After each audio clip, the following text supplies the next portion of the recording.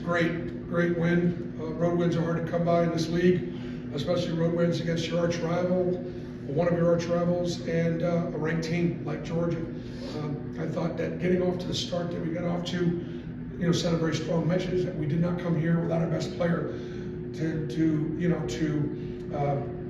try to give you a great fight, and we came here to try to win the game. And my hat's off to Mike White and that coaching staff.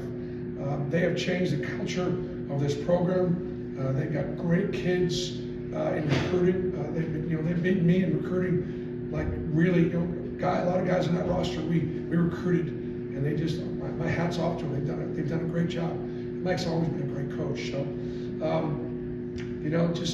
we didn't play our best either. And we did not play our best. We had 2 or 3 guys that had some subpar, shooting nights. Look at, but I'll give Georgia the credit for that. Our kids hung in there and obviously found a way. And Tahat Preda was pretty special. All right, Ferg, and then Stoltz, and then Adam, and then. Yeah, the minutes y'all got from Turtle today, especially in the second half, just how huge. Unbelievable. Again, so in the recruiting process, in order to empower Dylan, Janai, and Cheney, we purposely, in the transfer portal, wanted a guy that really wanted to be a part of our program, but knew coming in that he might not be able to start. How many guys leave SMU and the ACC as the 6th man and come to Auburn knowing that he's not going to get any more than that? Most likely compete for it. But that's Jaheim Hudson. And to do it against Georgia, his home state, obviously is huge. He did not have a ton of high major offers, but I think great kid, and we don't win the game without Turtle. We don't. And so the joy that our guys had in the locker room for him afterwards was pretty darn significant. Stoltz. You talked about Pettiford. You've been around a long time and had a lot of good freshmen. Have you ever had this one fearless and composed as him? I would say from a shooting standpoint, he's been the most impactful freshman that I think I've ever had at the point guard position. Sharif Cooper was as courageous and was as gifted a playmaker and penetrator and floor general. But he couldn't shoot like Tahat, obviously. We try to go to guys' strengths, and you got to create some opportunities for him to just get some clean ones. And if he can get a clean one, he can look at it, he can see it, and so that's what I hope makes us hard to guard. And he obviously stepped up and made shots. Because listen, an open 3 was a better shot tonight against anything from 2 against Georgia. Adam.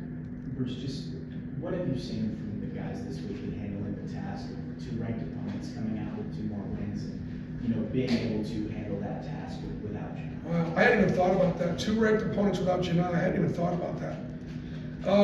Again, we just sort of move on to the next guy and develop our game plans based on our strengths and our weaknesses. Obviously, offensively, we're not playing out of the post like we would, but we're mixing it up.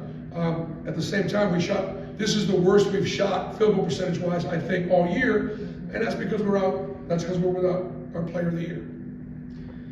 Coach, you touched on it a little bit in your open, the improvement of this Georgia program, but the entire SEC has improved with them. They've really embodied that these last couple of years with their step-ups. How do you approach it mentally, a grueling schedule like what you guys have coming up? Just embrace the grind. And we've been embracing the grind since the summertime, and that's really truly it. The guys understand what it is. They know how hard it is to get excited and play every night. What we do does not work without great effort and energy. They've seen it, they recognize it, and when they bring it, it gives us a fighting chance. They want to win. And so therefore, and that's what every team's got to do. You can't get too happy, and you can't let losses or a bad shooting night, or even during the course of the game, one missed free throw can't contribute to the next one. Right, Plainsman? Yes, Coach Pearl, being on the road against a team like Georgia, not even just a normal SEC opponent, but a ranked SEC opponent. What does it say about the Auburn fan base? They were extremely loud. Throughout the entire game, I heard cheers whenever Georgia made a shot in the stadium, and cheers from Auburn. What does that say? Well, it was a great environment for college basketball. There wasn't a better environment. And I wasn't ready for this when I came into the SEC, but I was blown away traveling some in SEC football and looking at, I love when we are at Jordan Hare and Pat Dye Field, and our guests are here, and there are, what, 10, 20,000 in our building. They're outside tailgating. They're getting to know our fans. We're getting to know them, and it's really cool. People look forward to coming to Athens, come to Georgia, come the night before and enjoy the beautiful downtown, and know they're going to get treated to some great basketball. We're beginning to see that in basketball now, and I think pretty much we won't play a game this year that won't be a sellout. So whether we bring their fans or we bring our own fans, Auburn is going to travel and Auburn's going to be sold out, and that's good for the league. Ferg and then Sills. Yeah, Bruce, there was one point where Chad was 1 of 10 from the field, and then he goes on an 8-0 run by himself. Just his ability to turn it on and score like that, just how special is that?